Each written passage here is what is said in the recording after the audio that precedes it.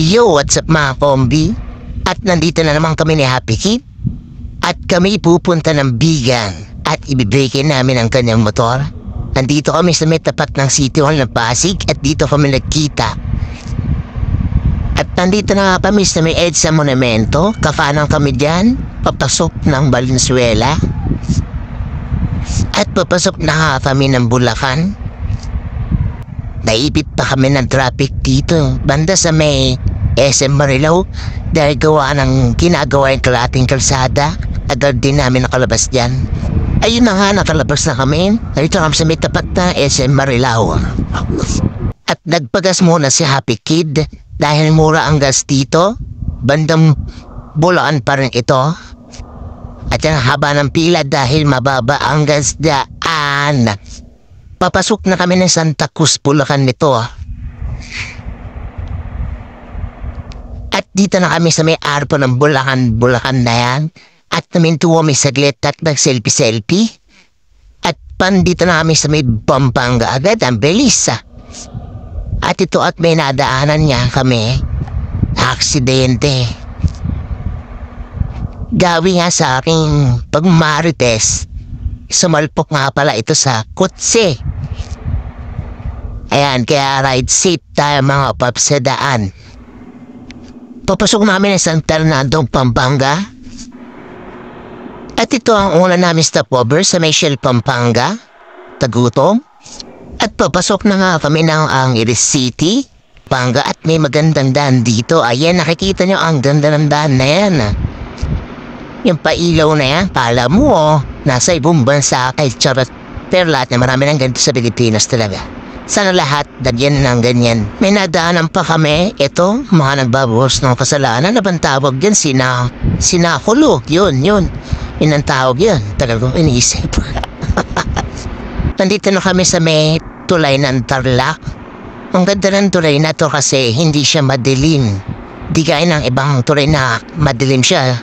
At saka ang kagandaan dito, ayan, paglagpas mo dyan, ayan, may mga kulay pink na black and pink, ang ganda. At ayun na nga, inumaga na nga kami sa daan. Ayan, kasi ang dami rin bumiyahe noong araw na to. Kaya, ibang lugar, traffic. At tinagusan na nga namin itong panikitarlak na ito.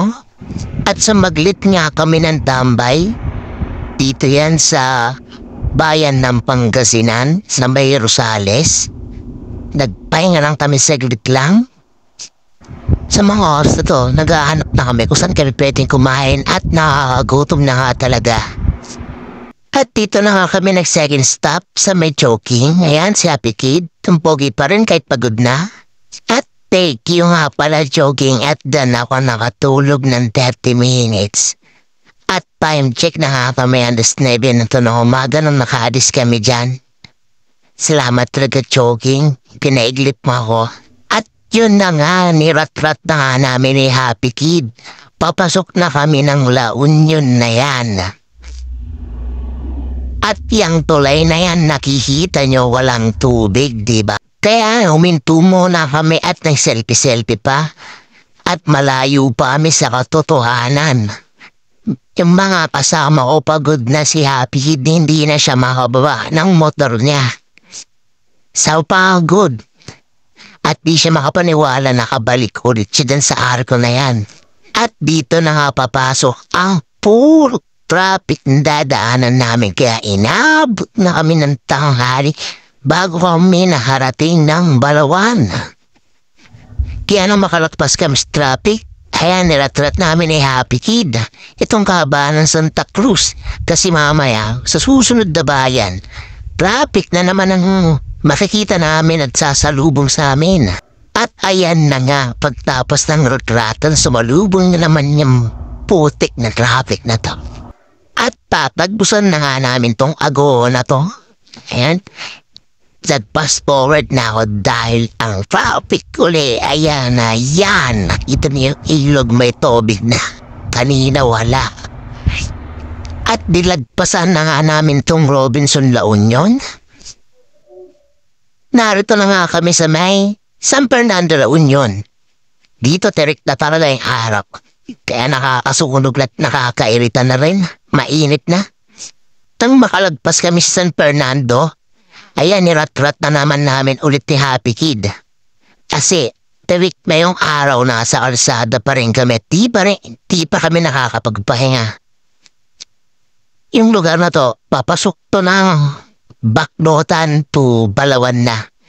Nirat-rat na talaga namin yan. Wala hinto-hinto, tumatakbo kami ng 90-100.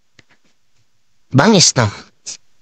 At nandito na nga kami sa may arko ng Balawan. Ayan. Ang sakit talaga ng puwet ko. Ang haba ng biyahe namin, baluarte to ni Mama sa may Balawan. Ayan ang ganda ng bundok. At aakyat kami doon sa kapatid niya at birthday ngayon. Kakain kami ng malala. Akit na nga kami sa may nagsabaran. Bundok kasi doon kina Mama. Yan, nakita niyan? Pagpapasok ka dapat lagi ka lang nasa kaliwa kasi madalas ang aksidente.